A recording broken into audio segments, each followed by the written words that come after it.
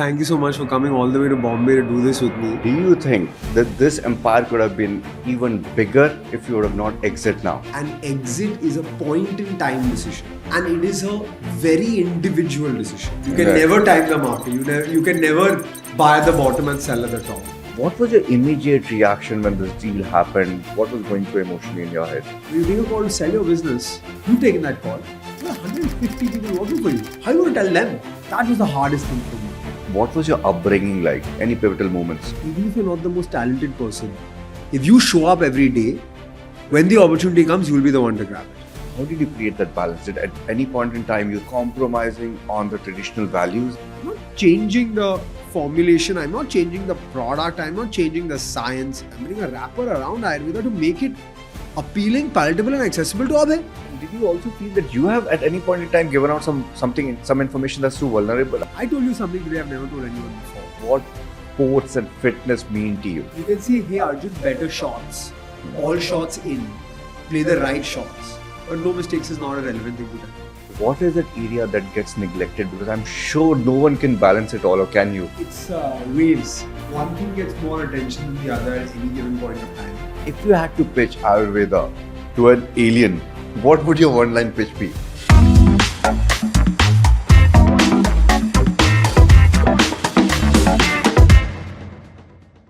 This episode is brought to you by Super Checkout, the world's first AI-powered checkout that lets you split, combine or co-pay with friends and family in real time.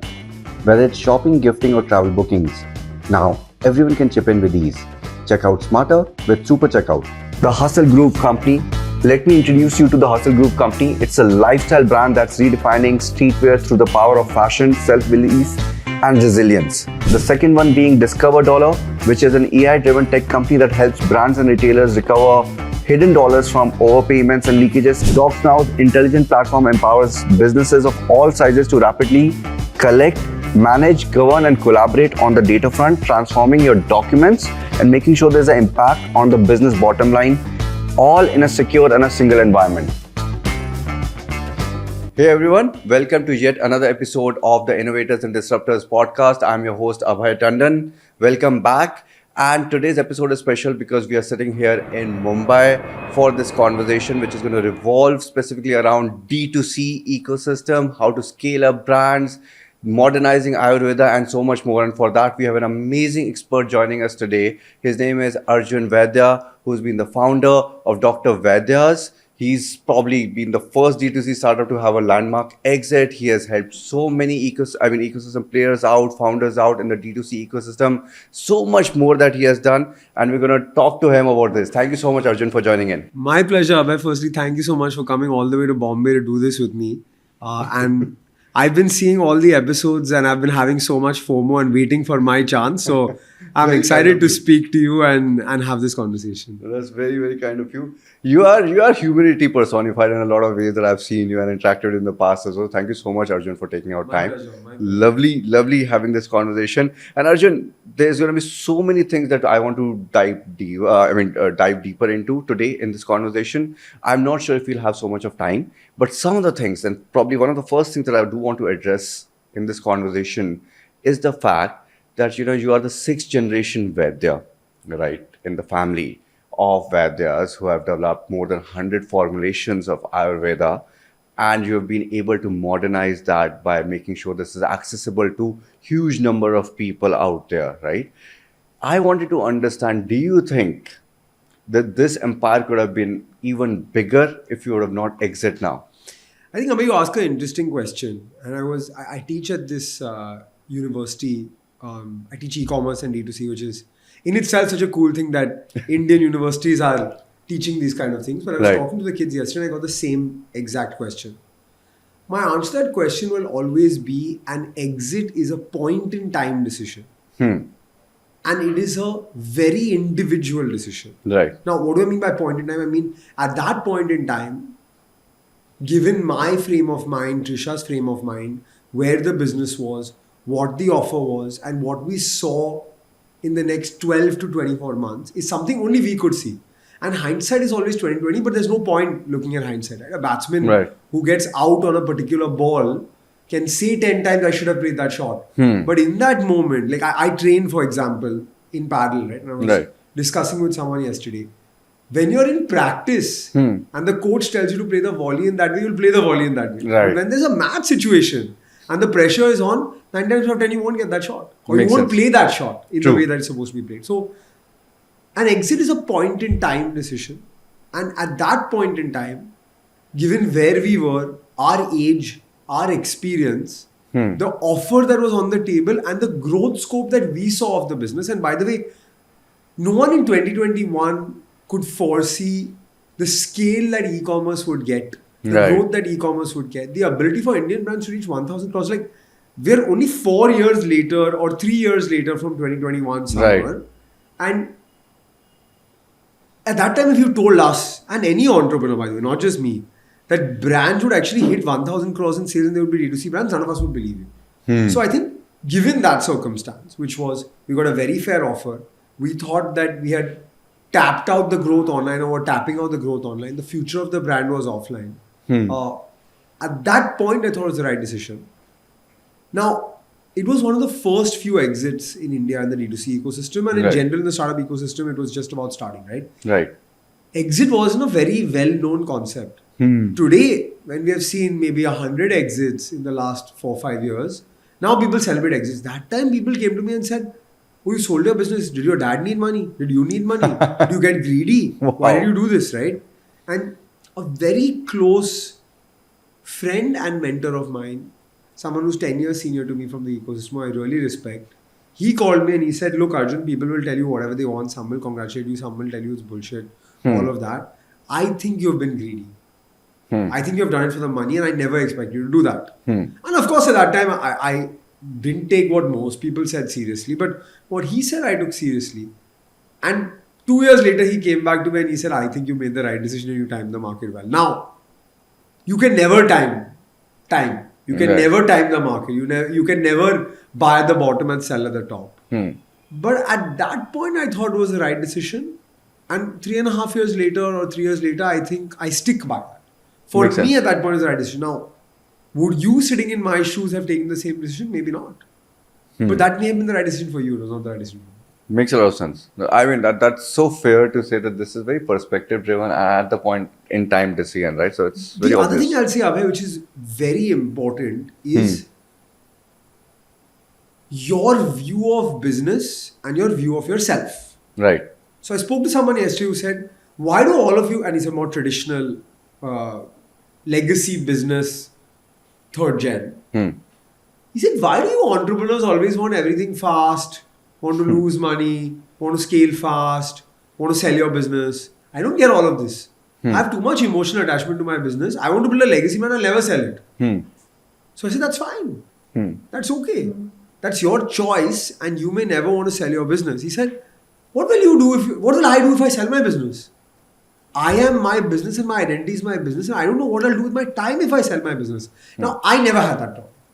That's good. I said at 29 years old, if I've sold my business and I've got the financial freedom to be able to do anything in life, including Right. take 6 months off, 1 year off, I am clear I'll be able to do something in life. कुछ तो मैं कर पाऊंगा. बिल्कुल. Worst case, I'll invest this money well and continue my life, but I definitely don't want to do only that.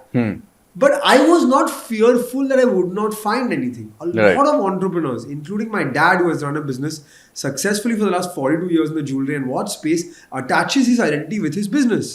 And he cannot detach that. And so he will never sell his business. Right. Or he won't sell his business until he is operationally active. Makes sense. Maybe when he's not and he doesn't know what to do and all of that, maybe he'll think about something. But there's a deep association for a lot of Indian entrepreneurs of their identity with their business identity. And it's Right. difficult to detach. I did not have that fear that I wouldn't be able to detach it. You said today I'm the founder of Dr Vaidya. Today I'm the co-founder of V3 Ventures. Right. Live, that's what I do. I run a venture capital fund. Right. But I don't have an issue that you say I was the founder of Dr. Vaidya. I'm very proud of it. Right. Do I miss it? Yes, I do. I miss it a lot. I miss the hustle. I miss the grind. I miss the large team. I miss the excitement. I miss the emotion. I miss my dada's name and running that business. Right. I miss being on the upward trajectory. I miss all of those things. And I'll always miss all of those things. I'm and sure. in the future, I hope that I'll start one more business. I'll still miss Dr. Vaidya because it was my first one. Right. But I'm okay with my decision. No, in fact, this is such a fantastic point, right? Because I've noticed this that we talk about disassociation, right? You don't, even as an entrepreneur, to be rational about what you're doing, about your products, they say it's very important for you not to be in love with those products. You have to be passionate about the problem it's solving and not to be in the love with the product. And that is how you'll be able to take certain rational calls, which are almost necessary in today's day and world, right? So, I don't It's know. hard. It's Yeah. hard to not love your product. Like if you ask me today, which was my favorite product I launched at Dr. Vaidya's, it was my first product. It's a hangover product called Live It Up. I did whatever I could in my capability, effort, hours of the day to make that product a success. I would say it was a reasonable success, but not a runaway success. What do I mean by that? I mean that when my company was doing 8 crore a month, that brand was contributing at max 15 lakhs a month. It's not even my top 10 sellers. But I had such deep emotional attachment to that product. I Right. never gave any other product in my Dr. Vaidya's journey as much effort as that product. What I mean by effort, I mean that for the first year that I launched this product, Abhay, I was at a restaurant, bar, club, pub or lounge 3 nights a week standing outside sampling this product. Wow. I knew every wedding planner in Bombay. Every wedding planner. In India actually. Pushing this product to their weddings. This week I got a message saying I need 800 packets of Live It Up for a big wedding I'm hosting. I was like, bhai, 3 saal ho gaye maine business bech diya hai. But that's what I did with that product. And if any time I see anybody consuming Live It Up, talking about it, and I went for a wedding maybe 45 days back and someone organically on the wedding WhatsApp group said, does anyone have Live It Up? It's a life savior. And you still have that butterflies in your stomach, that warm fuzzy feeling that I created this stuff, Amazing. and I loved it.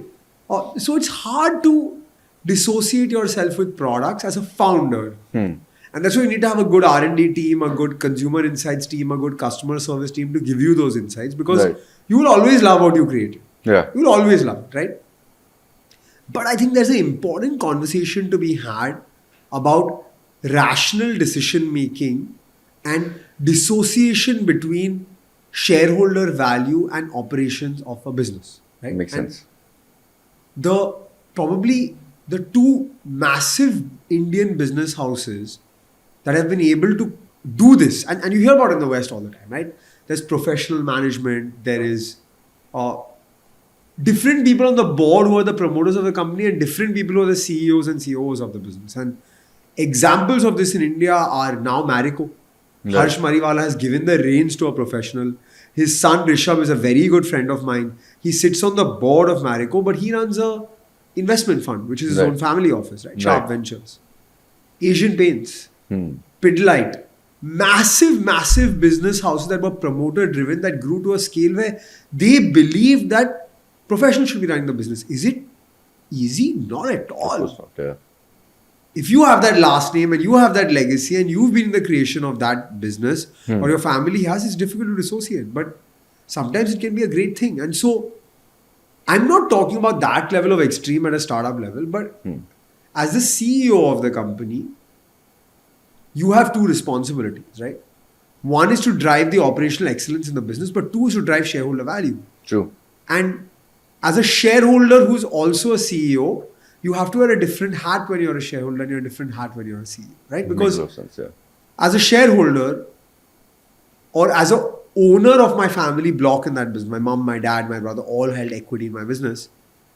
As a CEO of the business, I would take X or Y decision. But as a Right. shareholder, when I saw that value outcome being created for my family, I took it. Did that mean that I could have still been the CEO of the business after I sold my equity? In a theoretical world, it could have been possible. Right. In reality, it was very complicated, very difficult, and it wasn't the right thing for me to be the CEO of the business. But there are circumstances where that happens as well. Makes sense. You keep the person as the CEO, but they maybe exit their shareholder position. Very interesting. In fact, And these are complex thoughts. Exactly. It's not something that's very common in India, very often spoken about in India, and people will take time to learn it, but it will come. No, this is very true. And actually, like you said, right, these are complex thoughts because while you're speaking about this, there are so many other pointers coming out of my head, right? And very, very Interesting perspective on shareholder value creation as well, right? That you spoke about. In fact, I had years ago read this book called "As a Hard Thing About Hard Things" by Ben Horowitz, right? One of And my friends gave this book to me in end of 2016 when I was yeah, starting my business. wow. So when I first read it, the first half of the book talks about, the journey of Ben Horowitz. Second half is all about lessons, right? Lessons learned. And first half was almost like a fiction novel, right? The ups and downs of a founder. And this is the first time I was actually reading that, and I was like, wow, this man has to be solid steel, right, or iron, to be going through those kind of emotions and still being able to operate rationally to continue to keep building it back, right, after all the ups and downs that he saw. In fact, there was a point in his journey where he mentions that after he sold his company, he cried like a baby. I wanted to also ask your perspective, and different people have had looked at it in different ways. I've seen people celebrate it because that's an amazing milestone in life. Some people think of that milestone in a sad way, that like you said, that their identity has been now disassociated with that, with the whole professional entity that they had created. What was your immediate reaction when this deal happened? What was going through emotionally in your head? There's different paths to the journey of selling a business. Right. So there's the excitement when you get the offer. Hmm. Then there is the sort of strange emotion and emotional turmoil of should I sell, should I not sell? Then there is the sit down with relevant stakeholders and discuss the implications of what you're doing, discuss the pros and cons, and there are lots of arguments. Everybody does not have the same view, right? And so my wife, my mom, me, my dad, my brother, all of us were involved in this decision. And there are discussions that happen about it. And you take a call, when you take a call to sell your business, you've taken that call, you've got 150 people working for you. How are you going to tell them you're selling the business, right? That was the hardest thing for me. And that's when I actually cried. I never cried at work, all of those things. Entrepreneurs are hard as nails, right? Right. You have to be. And you get a lot of shit thrown at you and you have to just take it. It's like the Indian batsman who went to West Indies way back when helmets didn't even have visors. Wow. And they took the hits from those fast bowlers and they kept going. Yeah. Right? Like Gavaskar talks about this so much. And that's what an entrepreneur is. You're taking a hit, you're taking a hit, you're taking a hit. And then you become numb to the hits you're taking because you've taken so many hits, right? And then that moment comes when the money hits the bank account and you're not taking those hits anymore. Or your mind realizes, now I'm free from those hits. Right. And I'm free from that grind and I'm free from that roller coaster. And then you're like, a massive burden gets lifted off. Because at all points of time when you're a founder, you're saying, oh my God, what if this happens? What if my cash flow runs out? Oh my God, what if I'm not able to pay salary on time? I'm responsible now for 150 people, I'm responsible for 150 families. Oh, I have so many vendors who I'm their largest client. If I let them down, their livelihood is at stake. There's so many moving parts, right? And then it all goes away. True. And then you dream that you will do what you always wanted to do, which is go on an endless holiday, watch Netflix in the middle of the day, get fit again, play golf. My dada and my dad are big golfers, so I started playing golf as well at that time. Take table tennis coaching at 2 p.m. just because you can. Right. And then 1 month later, you're like, dude, my calendar has nothing going on today. I need to fill it up. And then you start back, getting yourself back into things. And that's the sort of pathway of emotions that you feel. Right. The overall feeling, I would say, for me was bittersweet. Bitter because you're letting go of something that you think about for 95% of your awake hours. Yeah. Sweet because at the end of the day, every entrepreneur every entrepreneur puts all that effort for something. It could be different things. It could be funding, it could be an exit, it could be a IPO, it could be a strategic sale, it could be anything. Right. Every entrepreneur deserves who puts and as an investor now, I remember telling someone this. I said, a founder may be good or bad in your eyes, but every founder, whether you're doing 5 lakhs a month, 50 lakhs a month, 5 crore a month, or 50 crore a month, Still putting that 13, 14 hours a day in. And that input goes in regardless of the outcome, right? So True. when I was doing 5 lakhs a month and 50 lakhs a month and 5 crore a month, my input was the same. My input was the same. I was putting in all that effort. I was showing up every day and I was fighting. Right? And so you've got to give that respect to those founders. True. Last 1 year, I've been an entrepreneur, a year and a half, and I realized how difficult it was as compared to some of my prior stints in corporates, etc. Right? Even as an investor, I had no clue. I mean, of course, I would interact with, having invested in about 30 odd startups myself, would interact with a lot of founders, and I would always sympathize with them. I couldn't empathize. It's only when I went through that grind and I realized, one, it's a very humbling experience. Two, it takes away your everything. When you're trying to really build something out, it takes away everything. So, like you said, right, respect is so important. To be. I mean, it almost feels that you deserve it. You don't. You just want it, right? After all the effort that you put in, there are different reasons, like you said, but so true, very, very accurate, and so amazing to hear these thoughts. An entrepreneur is always on. I'll give you an example, right? Like, I would wish that I would have one free Sunday where I could just relax, right? Yeah. And I was at a family lunch on a Sunday at my in-laws' house, and I got a call from a wedding planner saying, I need 100 packets of Live It Up.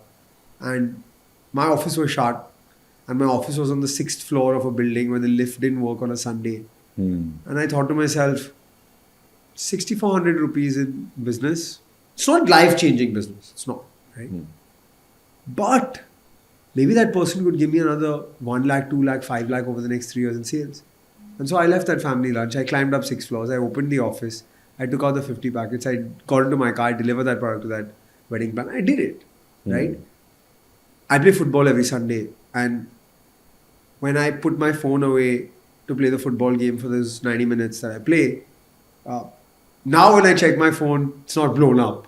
But when I would check my phone after 90 minutes and I got 2 calls from my R&D head, you instantly think the worst. Yeah. And when you're getting on a flight and your factory head calls you instantly think the worst. Because I remember that one moment, in Gujaratis, we have this thing called Lagan Lakhwanu. It's like the writing of the Kankotris before the wedding. And so it was the first function leading up to my wedding, like maybe 40 days before my wedding. And it was I think it was like, entrepreneur, right? So like, I can't take the full day off. So I told my parents the puja will start at 9 o'clock. By 1 o'clock, all the family should be out of the house. I'll be going back to the office. In my kurta or not, I don't know. And I'm sitting for the puja and I get 6 calls from my factory manager. And he says we are and there was a new requirement at that time that every single factory, I think it was India-wide, has to have an effluent treatment plant for wastewater, right? And they'd given us some less than 1 month timeline. Now I said, I will get the good effluent treatment plant. And the person who I said I wanted to do it with said it will take 45 days. So I said, I'll just write a letter back and say that it will take 45 days. And here's the bill and the purchase order that I'm getting this done.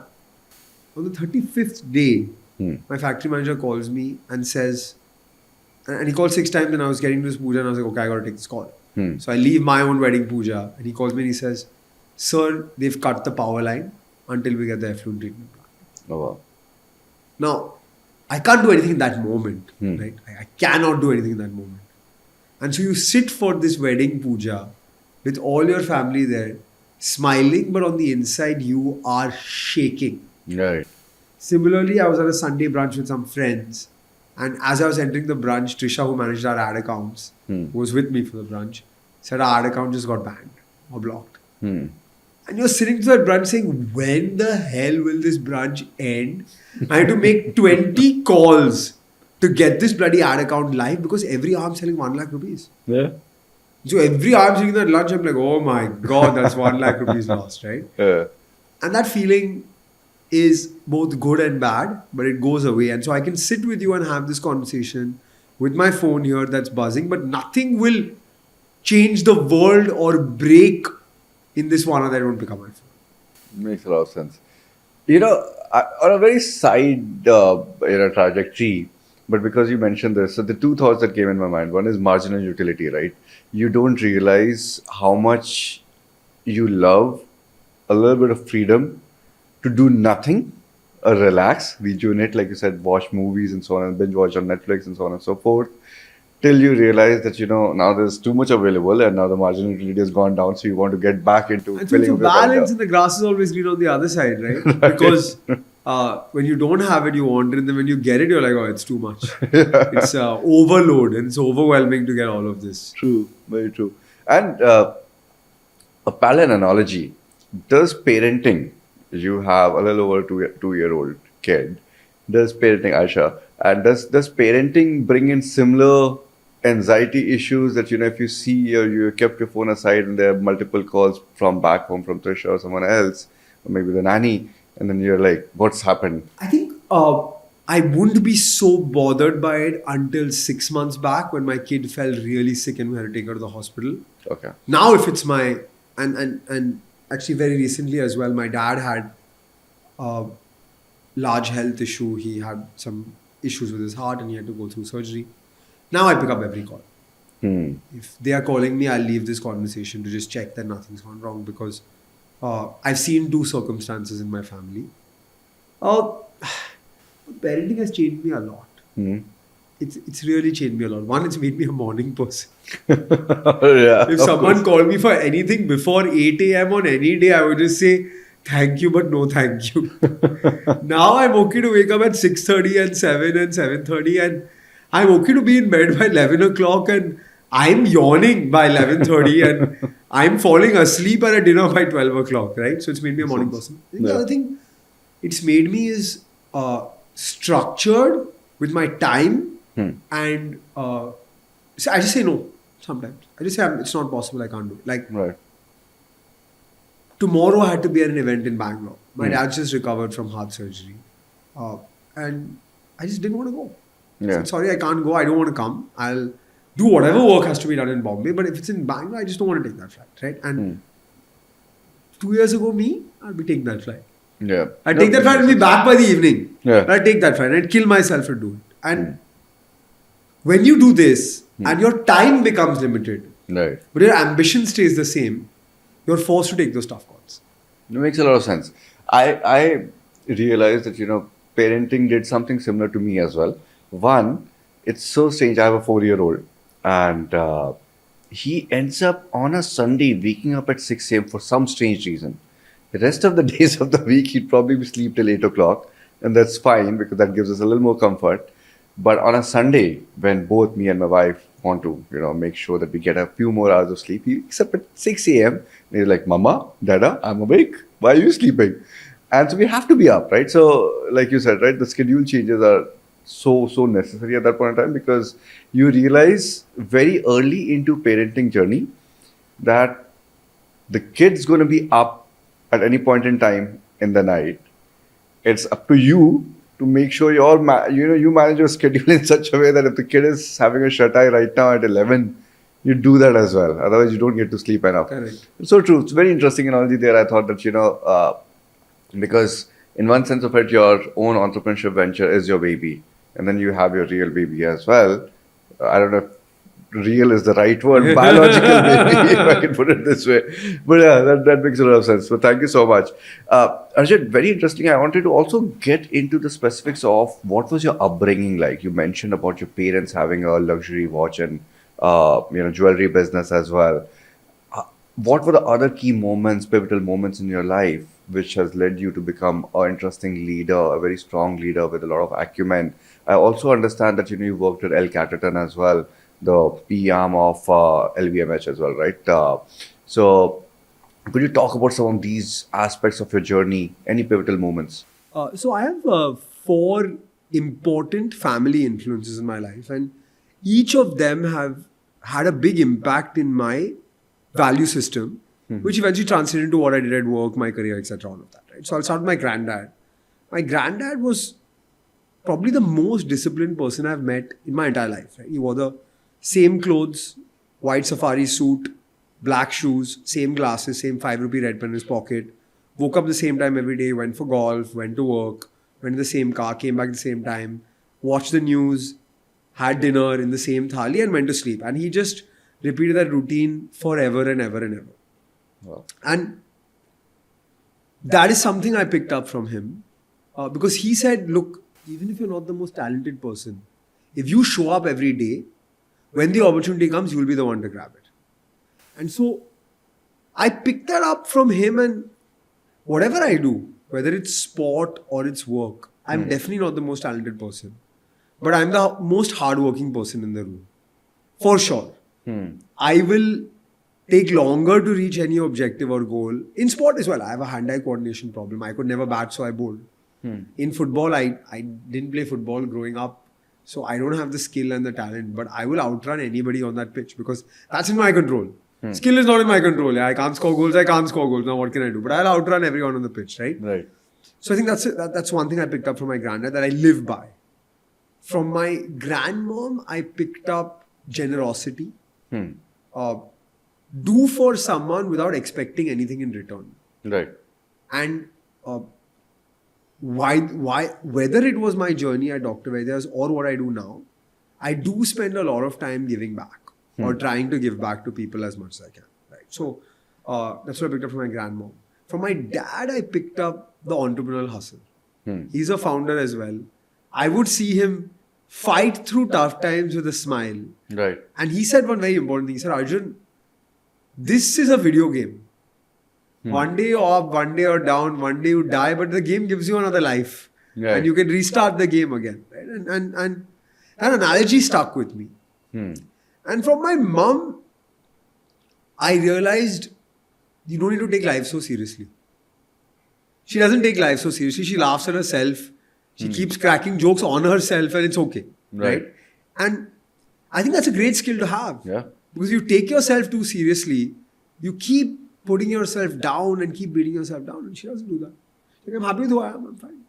So I think a combination of these learnings from the 4 important influences in my life led to the creation of my personality. Amazing. And what was this, what was the impact of working in Singapore as well after your grad as well, right? Grad school. It was a Singapore-based fund. I worked in their Bombay office. I think for me, to work in a private equity fund in the consumer space at the age of 21, 22, 23, my business card allowed me to meet everyone. Any entrepreneur doing northwards of 100 crores in India would be happy to meet me. And any entrepreneur below 100 crores also would be happy to meet me. Of course. Because why not, right? We were running a fund that invested 30 million plus. It was more than $1 billion AUM fund. And that allowed me to get massive exposure. Massive exposure. I knew Mukesh Bansal because we had evaluated the business, Myntra. I knew Supam from First Cry. I knew Gaurav from Bluestone. I knew all of these founders, right? I knew Amrish, the late Amrish from Pepperfry. He eventually ended up becoming a mentor when I started my business as well. And that kind of exposure at 21, 22, 23 doesn't come easy. Fantastic. I think, was it the case that, this was all luxury segment, my assumption is. The fund was owned by a luxury group, or the fund was backed or anchored by a luxury group, Louis Vuitton Modernize group, but it was not all luxury investing. So the 3 portfolio companies that were live when I was in the fund was Fab India, PVR Cinemas, which are both non-luxury businesses, and then Genesis Luxury, which had the Jimmy Choo, Bottega Veneta, Paul Smith, Canali, Michael Kors distribution for India, which I would say is a luxury business. But 2 of the businesses were not luxury. And we eventually ended up making an investment while I was there in a premium dates and premium date products and cafes business called Batil. Middle East based business, best dates in the world, etc. All of that. So not complete luxury only focus, more premium consumer focus. Very interesting. When was that key pivotal moment in your life when you decided that, hey, listen, now is when I need to build out Dr. Vaidya's? See, I think 2 years into private equity, I realized that I'm a 23-year-old with no life skills telling an entrepreneur I remember telling 2 people. One was a large shirts business and the other was my dad. Both businesses doing northwards of 250 CR. Telling them a few things about how they should run their business. And I got straight up who are you? Kid, what have you done in life? And at that moment I was oh, they're just saying it because they're being defensive of their business. But then I thought about it, I'm who are you, kid? What have you done in life to be here? And so then I said, I have to do something else. Something with more, something with more operational, more on the ground expertise. And so I was thinking of going to venture capital or working in a startup. And then my dada died. So when my dada passed away, I remember a promise I'd made to him that I'd do something with his legacy. I was cured of asthma using my dada's formulations. That allowed me to play cricket again, which was a big thing for me in life. Of course. And so I just said, I'm 24 and a half. What's the worst that can happen? This won't work out. That's okay. We'll see. Very, very interesting perspectives that you've just spoken about, right? In the pivotal moment in your life that you thought that, let's build this out. I realized when I was researching about you, there were, 6 generations of Vaidyas, who have developed over 100 Ayurvedic formulations. And you were trying to create a balance between the Ayurvedic sciences, traditional Ayurvedic sciences, and the modern distribution through new channels. How did you create that balance? Did at any point in time you felt that you were in some way, compromising on the traditional values that were coming through Ayurveda through new channels by marketing in a different way? Was there ever a thought like that? I didn't think like that, honestly. But maybe I didn't think like that because I'm not a doctor. And not being a doctor allowed me out of the box thinking. The industry definitely thought like that. They did? Yeah. People weren't so supportive of what we were doing at Dr. Vaidya's. When we said we were launching a hangover product and a Chyawanprash in toffee form, some people literally said you're bastardizing the industry. Right? Like, this is not what Ayurveda should be. But see, I had a different perspective. And my perspective was that this science has so much value to offer. If this science has so much value to offer and people are not using it because they don't understand it, or because they're not seeing value in it, or because it doesn't appeal to them, this makes no sense. Like, yoga was robbed from India. Yeah. Repackaged and made a multi-billion-dollar industry in the US. It's the biggest travesty for us. True. We lost out on billions of dollars of value because we were lazy or complacent. And you can't let the same happen with Ayurveda. And so I knew that there needed to be a repackage. I'm not changing the formulation. I'm not changing the product. I'm not changing the science. I'm just changing the wrapper around it. Right. I'm not building the LLM. I'm not building ChatGPT. I'm building a wrapper around ChatGPT. I'm building a wrapper around Ayurveda to make it appealing, palatable and accessible to Abhay. Because Abhay's parents may have consumed Ayurveda and very happily consumed it, but Abhay's not consuming that black bitter sticky paste of Chyawanprash every morning. True. It's not having, are you having Chyawanprash every day? Answer's probably not, right? But I'll give you a Chyawanprash in gummy, or I'll give you a Chyawanprash in a capsule form that feels like a multivitamin, you'll have it. Yeah. And we have to accept that the world has moved on. And when the world has moved on, we still have something to offer in this modern world, but we have to have a modern wrapper around it, that's all. True. That's fantastic. And I think modernization happens everywhere. And maybe ignorance is bliss. And maybe I had the exuberance of youth, but I never thought that I'm doing something wrong. No, it's fair. It's very fair. In fact, sometimes we're too stuck up in the past to realize that, things are modernized and you have to relook at everything from a new lens. It's not that, like you said, right? It was so apt when you said that, you're not changing the formulation. You're just changing the form factor in which it is more accessible. The recent conversation with the presidency of Amar Chitrakatha, Preeti Vyas, I was talking to her, and we were having a very similar conversation. The analogy there was, back in the day when I was growing up, Panchtantra stories were very often read in the format of the books that they had back in the day, right? But the new age kids today prefer a lot more graphic novels. They prefer a lot of digital content. And she was the one who transformed the company to have the same stories, but relook at the moral values that were being talked about in 60s and 70s versus the moral values which are more applicable today. For example, good touch and bad touch, right? So on and so forth. And how do you integrate that into story format in a graphic novel form factor, right? So very, very interesting and very interesting perspective. Thank you so much, Arjun, for sharing that. Another thing that I noticed, and you've spoken about this in the past, that the average age of team members working in Dr. Vaidya's was almost 25.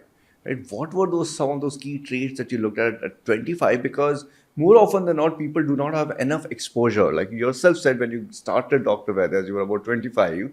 A lot of other people were so young. So what was it that you were looking at for people? Because you are indirectly building an indirect family, associated family of sorts, right? While you're building a business. See, we were category creating. We were the first Ayurveda brand to seriously focus on online. So no specific background would hit the ground running on day zero. Right? And so we were looking for people who had the right cultural fit rather than just the right skill set. The skill set fits of the, and excuse me for saying, the Unilevers and the P&Gs and the Reckitt's of the world did not work in my organization.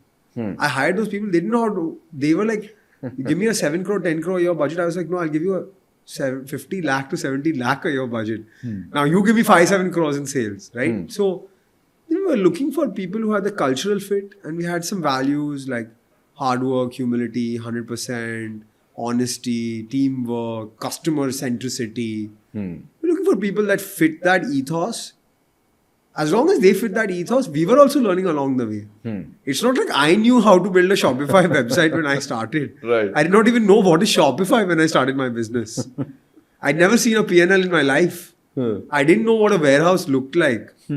I'd been to like 3 factories in my life, and then I was running a factory, right? So you learn along the way. And you learn with people who are willing to learn. Varga would be very happy to hear that. No, that's fantastic. Thank you so much for sharing that as well. Very interesting thought that popped up in my head a few days back when I was thinking about having this conversation with you. Because we're talking about form factors of, let's say, a capsule. If we had to, repurpose some of that formulation into a capsule or encapsule that for 21-25, like a century from now, what would be the key ingredients of that for people to take back in 21-25 in the future that will give them a blessing of healthier lifestyle or health? I don't have the answer. The reason I don't have the answer is a bunch of things that I'm seeing around me today. One is that medical sciences are advancing significantly, and life expectancy has also advanced significantly, right? So my dad had 6 blocks in his heart, and he recently underwent a bypass surgery.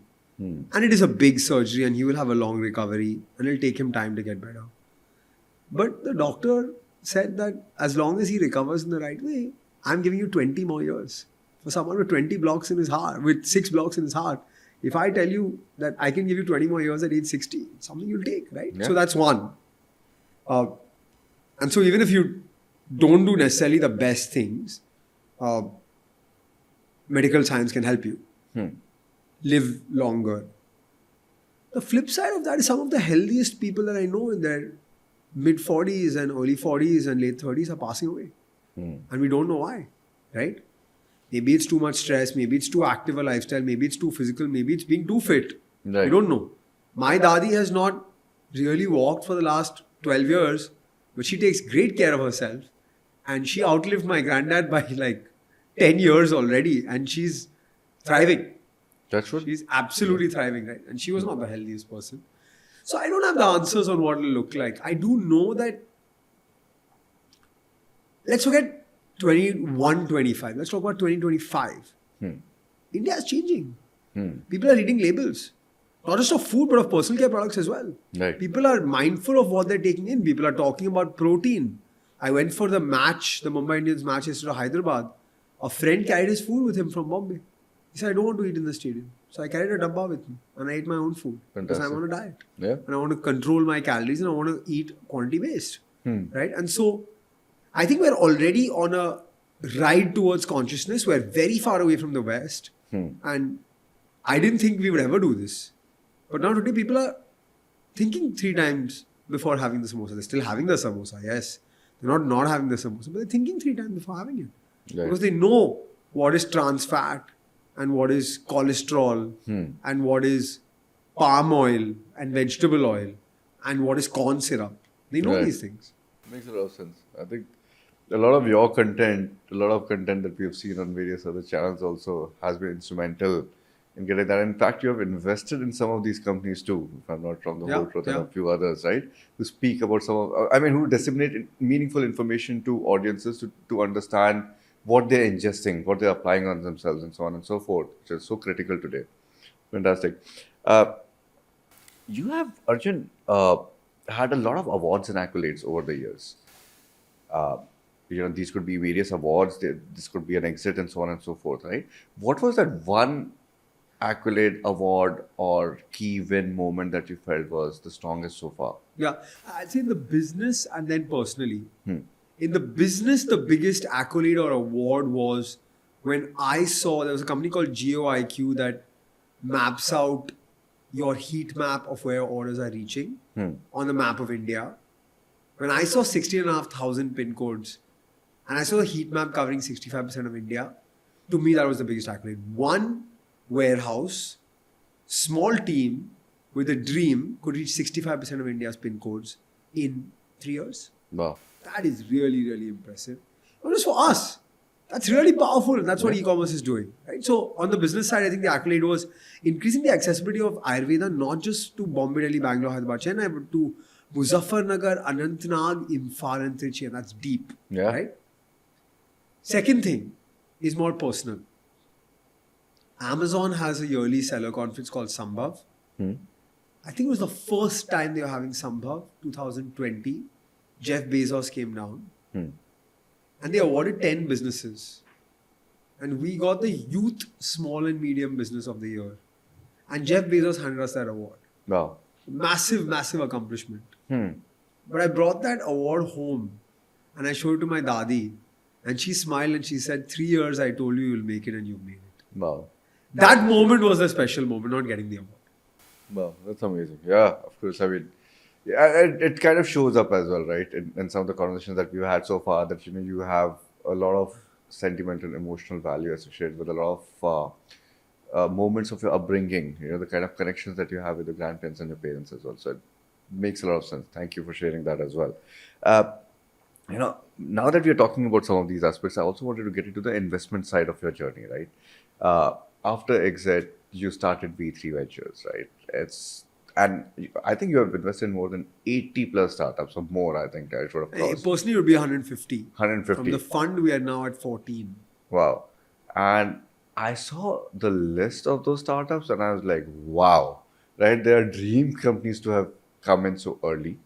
When you were starting out this, what were the key thoughts in your head in terms of investing in some of this? Was it financially driven? Was it about, trying to solve for some of the problems? Because I understand that, once you have run that business and you understand a lot more about how to shape up categories, new categories, how to come up with, frameworks that can be deployed at scale. What were you looking at in terms of making these investments? I wasn't so structured about thinking about starting to be an investor. I was free. And because I was free and I had nothing to do, but I had some value to add, I gave 12 hours a week in my calendar free to entrepreneurs. 24 entrepreneurs, 25 minutes per session, just talk, understand problems. I started seeing patterns. I developed a program, like a D2C e-commerce cohort that I teach over 8 weeks that helps founders solve these problems. And then I said, my time, mentorship, energy, and I have money now, a little bit of money. Let me put that back into entrepreneurs. And that's how the journey really started. I love it. I absolutely love my job because in the morning I could be talking about someone trying to build saris business out of Surat and doing saris at 2,000 rupees and doing 8 crores a month. Right. And then in the afternoon, I could be talking to someone who's trying to build a luxury perfume business and saying that, why are we only buying 3,000 rupee foreign perfumes? Let's buy an Indian brand. Right. And in the evening, I could be doing a portfolio review with Cuckoo FM, who have grown 100x in the last 2.5 years that I've been an investor in the company. And in the night, I could be having dinner with the founder who says to me that if this is not 100 crores, it's not worth my time. And it seems arrogant on the front of it, but it shows the level of ambition that's there in India. And that width of exposure in something I absolutely love, which is consumer, makes me love my job. That's amazing. You've also been very, very vocal about tier 2, tier 3 cities and how, there's amazing talent out there, there are amazing founders out there who are trying to build and solve for various problems, especially in the consumer segment. Like you said, that, that's something that's very close to your heart. What are the key factors in these tier 2, tier 3 cities that you think allows for some of these founders to thrive, or your belief in these founders? Because so far, a lot of people have kind of attributed it to the cost arbitrage. That it's kind of cheaper living in those cities and making a life out of that. But the exposure is a lot in the metro cities or tier 1 cities, right? So why do you attribute it that there's the chances of success? I think we're getting much deeper in India in the cities that can create high quality entrepreneurs. Okay. I've invested in a business in Kochi, I've invested in businesses in Jaipur, in Surat, in Ahmedabad, in Indore. All of these cities are producing high quality entrepreneurs. When I talk to the founders there, they say a few things. They say, one, we don't have a long commute. At max, we're driving 15 minutes to get to work, not through traffic. That means we save 2 hours a day that you guys don't save. It takes me 45 minutes to get to work and 45 minutes to get back from work and 45 minutes to plan when I'm leaving for work and when I'm going to leave to come home because there's so much traffic, you have to time yourself well. Second, talent is not so fungible and they don't have 100 options. And so they are loyal to your company. Makes sense. And third, there's not so many distractions. There's not some catch-up, event, drink, session, like conference happening every week. Right. So you do that once a month or once in 2 months, the rest of the time you focus on your business. And so you're really a horse with blinders, and that means execution, execution, execution. Makes a lot of sense. And unicorns weren't made from high quality ideas. They were made from blood, sweat, and high quality execution. Because there were many Facebooks before Facebook, many Googles before Google, and many Apples before Apple. Makes a lot But of sense. Facebook is Facebook, Google is Google, and Apple is Apple because they executed much better than all their competition. Totally agree. In fact, as a follow-up, do you think dhande ke fundamentals are better when you're not mixing it up with fancy stuff and tier one Yeah, cities? absolutely. I think that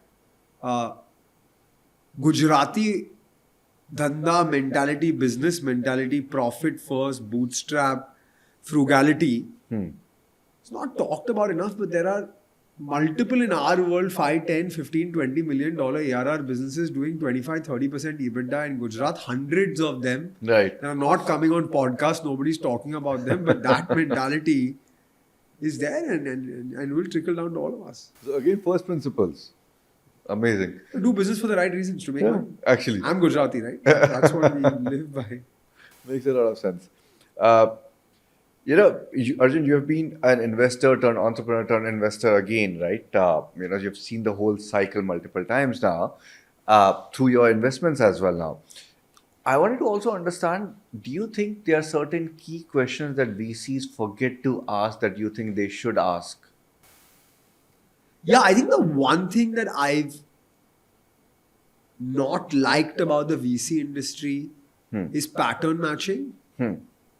Just because something was not successful 2 years back, or some founder was not able to do it, or you have done an investment in that space, it's not worked out. It doesn't mean you take a blanket approach to say, I will not do this. I will not invest in this space. I never thought I'd invest in a hospitality business or hotels business. I'm the largest shareholder after the founder, India's largest chain of backpacking hostels called the Hosteler. In the 6 months I evaluated the business, I said no to the guy 3 times, but every time he came back and he told me something that made sense. And so I backed him. Had I pattern matched and said, hotels is where investors have lost the most money, it's a really hard business, I won't do it. No. Someone can out-execute somebody else and solve a very complex problem that you may not be able to solve. I found it hard initially as an investor to believe in businesses that could scale more than 100 crores. Because I had not seen it. Right. But it was possible. Makes a lot of sense. So thank you so much for sharing that perspective too.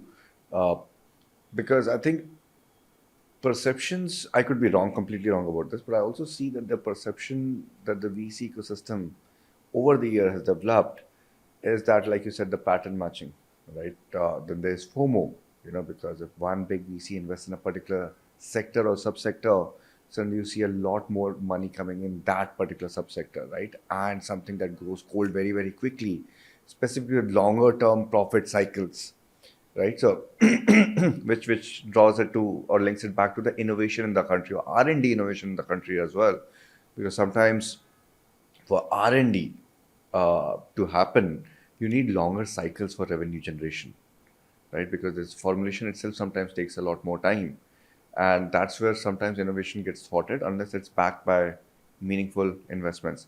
Now, I do understand that VCs or investors are at the end of the day looking for ROI on that, right? So they're not wrong on their side. There's certain gaps in how these two play out together or funds at different stages of the venture could be better matched. But yeah, I mean, this is a very interesting perspective about pattern matching as well that I thought. Do you want to add something to it? Yeah, I think that the benefit of the doubt should be given to the entrepreneur. If you see a very high quality entrepreneur that is saying something or doing something that's not been done before, give them the credit to tell their story. Sometimes people just say, I don't like this space, I'm not going to talk to the founder. No, I don't agree with that at all. Makes a lot of sense. Arjun, coming from investments, now the third side, right, which is you as an influencer. You have a big zone of influence. You've been inspiring a lot of entrepreneurs, inspiring a lot of folks out there who are trying to consume your content, and it's so powerful because it's personal yet strategic, right? You've been able to encapsulate through analogies, through your personal experiences, a lot of content which becomes so much more relatable, and people enjoy that through sports analogies, for example, right? And that's fantastic, right? Because that's who you are. Do you at any point of time, I have a couple of questions on this, right? One, do you think at any point of time this is perceived as performative act?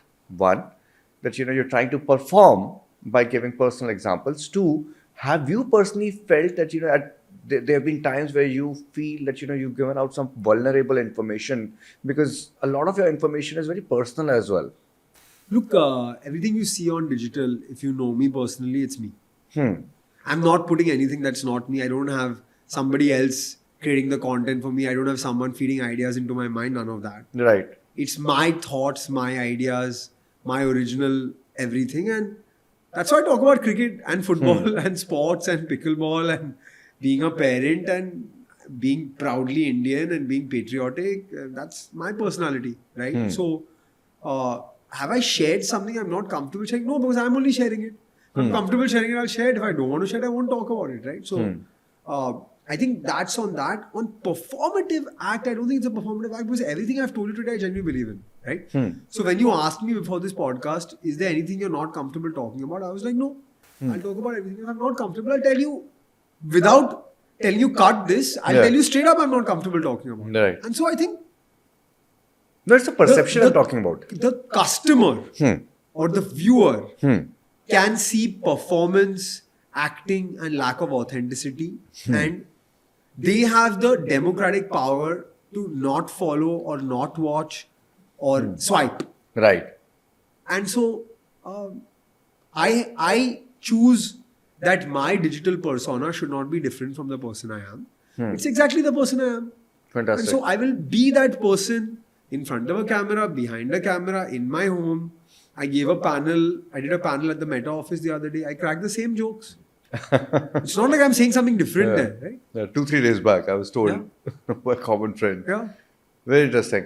No, that's fair. And did you also feel that you have at any point in time given out some information that's too vulnerable? I mean, that's a vulnerable piece of information. I told you something today I've never told anyone before. That my dad just went through a heart surgery.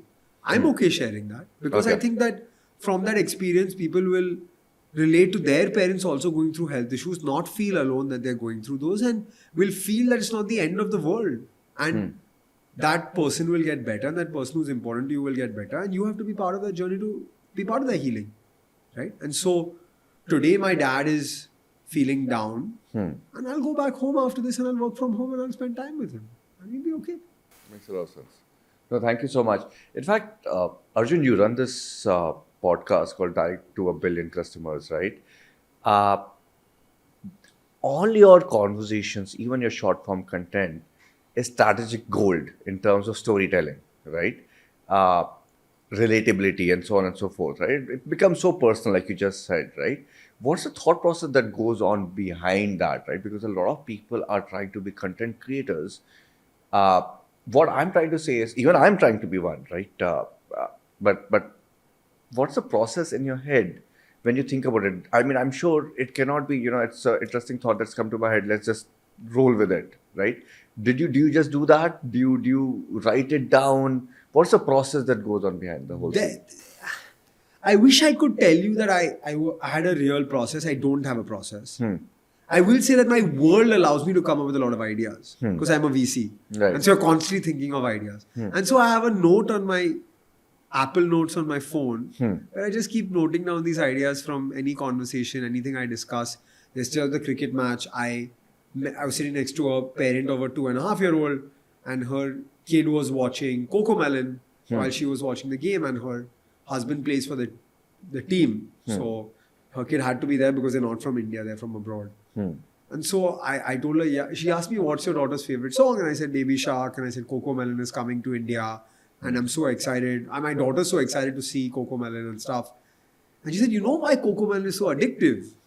She said, because they use the same colors and the same philosophy as a casino uses to get users addicted to, let's say, a slot machine. True. That was a lovely, interesting thought. I wrote about it.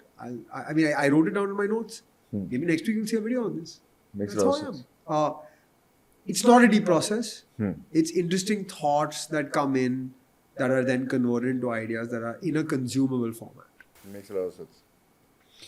Arjun, you've also been very, very vocal about your love for sports and your recent fascination with pickleball. If I can take the liberty of calling it a fascination, because it seems like that to me. Do you want to talk about, what sports and fitness mean to you? Yeah. Look, I grew up a very chubby kid. I was reasonably unfit growing up and had a pretty big impact in my life, honestly. And when I lost weight for the first time in my life, I got my first girlfriend.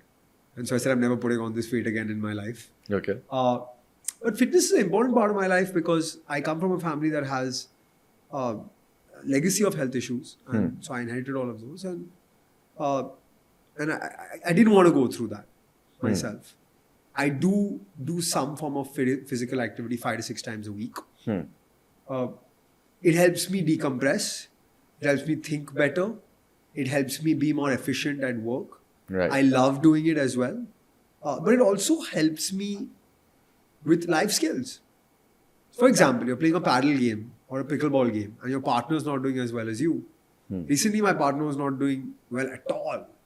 And I was getting really annoyed. And at some point, he hit some really bad shots and I just went... He's like, dude, I'm having a terrible game today, but you doing that is making me feel even worse. Just stop it. And I realized that was the worst thing I was doing. I didn't realize I was doing it, but I was doing it, right? And that's really bad teamwork and a really, really bad behavior as a partner.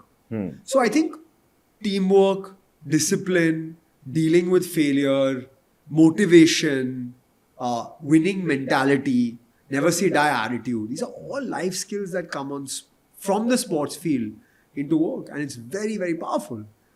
Outside of playing sport and work, my best pastime ever is watching sports documentaries. Because that's where you get into the mind of the sportsman. While watching the match, you can't know what they're thinking. Right? So I love spending time with sports people. It's the best thing I can, my favorite thing to do is just sit down with a sports person, any sport. And I can ask them hundreds of questions. Because I take away so much from them. So I can give you an example, right?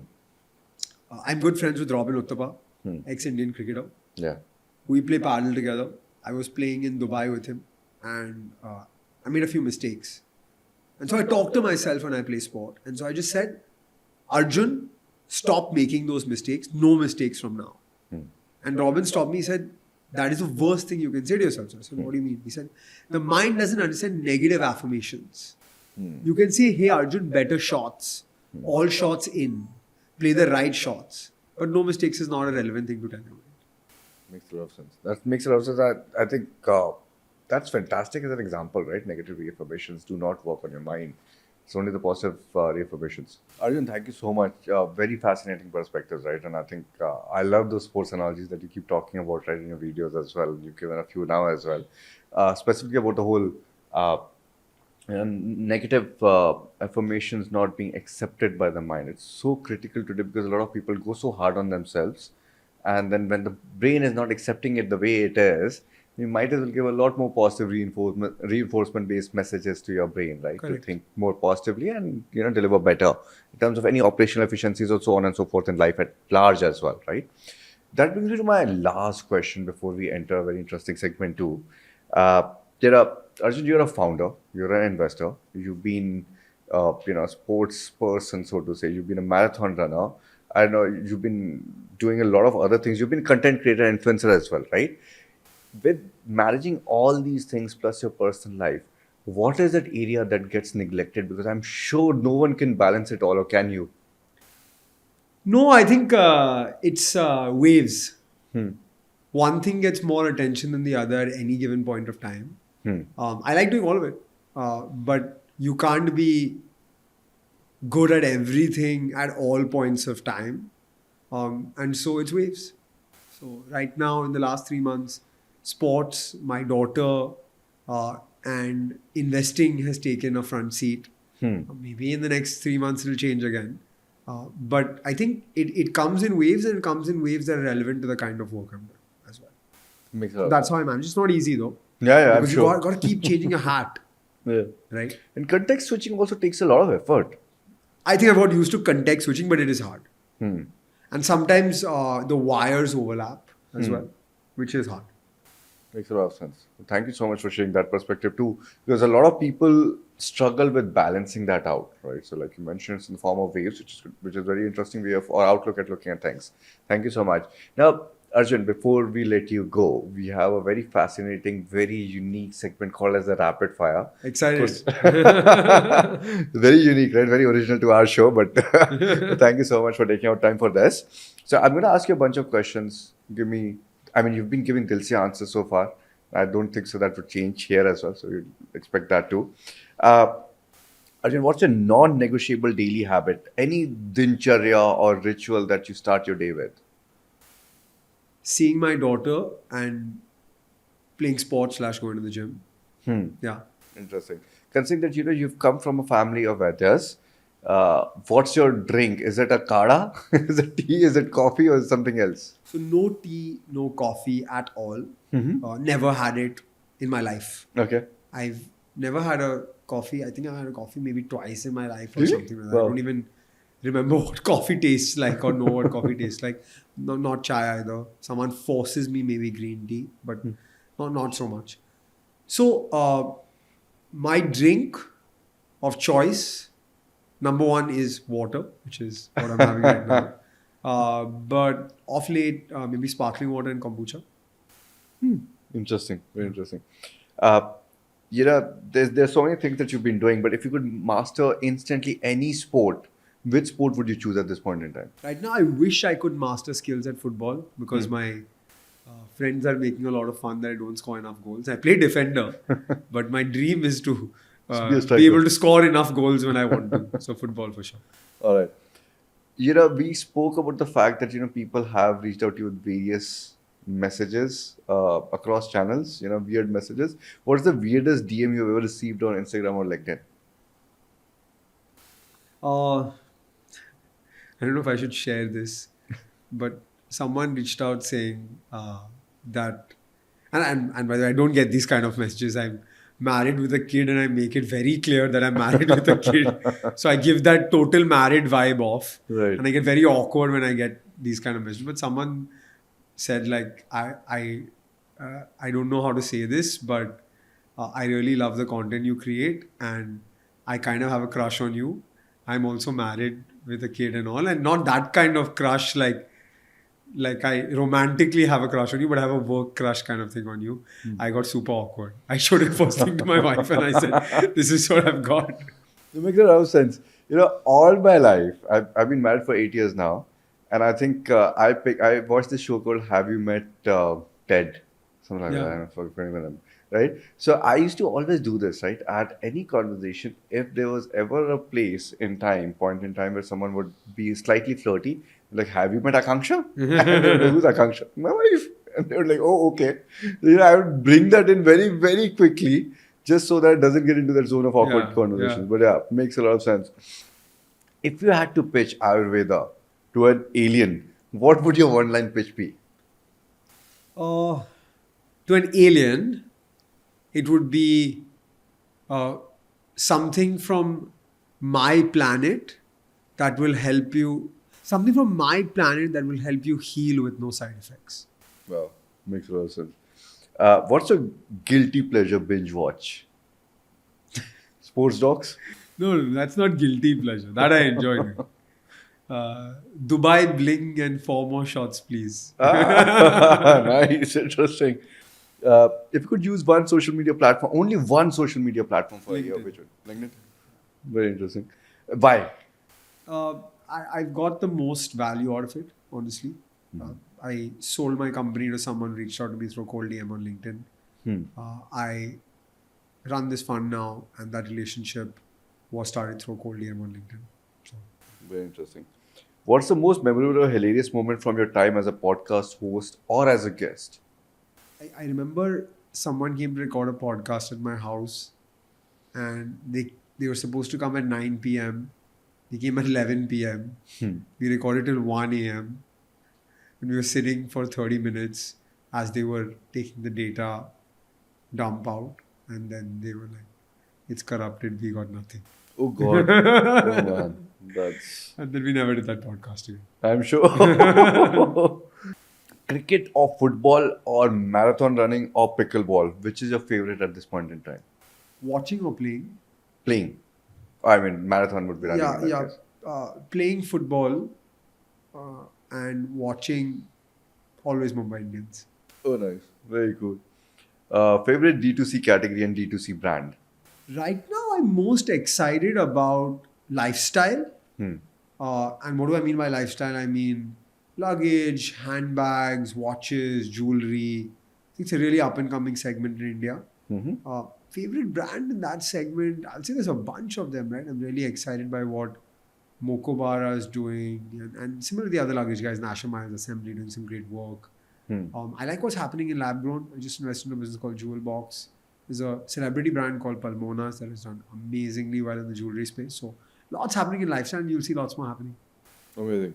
One last question. What's your favorite apparel brand? Because a lot of people talk about fashion sensibilities from apparel as well. So. I'll give you biased answers. And by the way, I buy a lot of Indian fashion brands. I love Snitch. It's a friend's brand, so it's biased. I love Soul Store, again a friend's brand, so I'm biased. I recently bought from a brand called My Designation, super cool shirts. Met the founders, really, really cool stuff. Basic polos, Senses. And basic tees as well, Senses. Pants, biased, very close school friend, I'm an investor. The Pant Project. Shoes, biased, I'm an investor. Comet, kick-ass shoes. Also Gully Labs, I just bought a pair. Right. Innowear, all the boys are doing well. XYXX, Dimension. So yeah, I buy a lot of Indian fashion. As far as possible, I only buy Indian fashion. Fantastic. And I think there's enough available for you to really go and try those brands at reasonable price points with really good quality. Amazing. Thank you so much, Arjun, for those candid, very real answers. Like you've done this throughout the conversation as well. So thank you so much for taking your time. And on that note, I do want to give you a small gift, a hamper. Wow. It is not as grand as a coffee with hamper, but it's no less because it's highly personalized to you. And this is coming to you by Kapik Design, who are on corporate gifting, who are into personalized stationery and so much more, right? They have this unique style of bringing out some very interesting gifting options for both corporates and consumers. So it's something that we wanted to share with you. So this is from Kapik Designs. This is for Aisha. Wow. Personalized to her. Something special for my daughter. She's going to enjoy it when I go home. Thank you so much. And this for you. It's been a pleasure. Lovely conversation. And I'm glad we could finally do it, and I could drag you to Bombay to come and do this with me. Thank you, sir. No, lovely being here. Thank you so much for taking our time. But I think your perspectives and the insights that you've shared are going to be superbly valuable to a lot of people out there. I loved a lot of the stuff that you just said, actually all of it. But I actually going to make a lot of these mental notes. I'm going to come back to you with some more questions later on as well, of course, for our offline chat. But thank you so much for doing it again. Love being in Bombay and to have this conversation with you in Mumbai. My pleasure. Thank you. Thank you. See you.